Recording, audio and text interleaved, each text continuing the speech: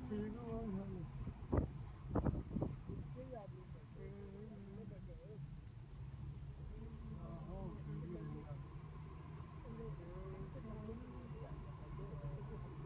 ਗੱਲ ਸਹੀ ਯਾਰ ਮੈਂ ਹੁਣ ਉਹਨੂੰ ਨਾਈ ਨੂੰ ਫੋਨ ਮਾਰਾਂਗਾ ਤੂੰ ਫੋਨ ਉਹਨੂੰ ਦੱਸ ਫੋਨ ਨਹੀਂ ਕੀਤਾ ਬੰਦੇ ਨੇ ਉਹਨਾਂ ਬੜਾ ਦਿਮਾਗ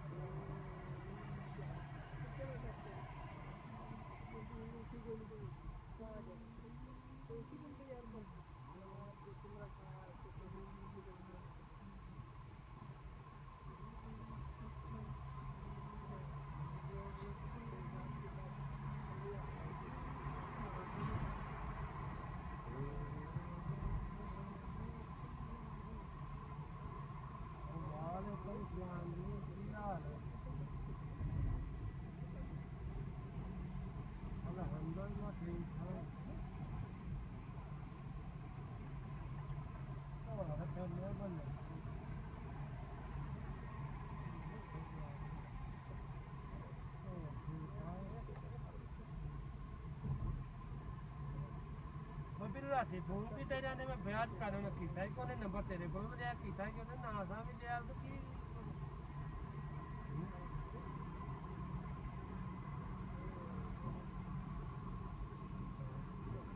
ਨਹੀਂ ਉਹ ਫੋਨ ਜਦੋਂ ਆਪ ਤੋਂ ਨੰਬਰ ਦੇਣਾ ਨਾ ਉਹਦਾ ਕਰ ਲੈਣਾ ਨਾਂ ਪੁੱਛ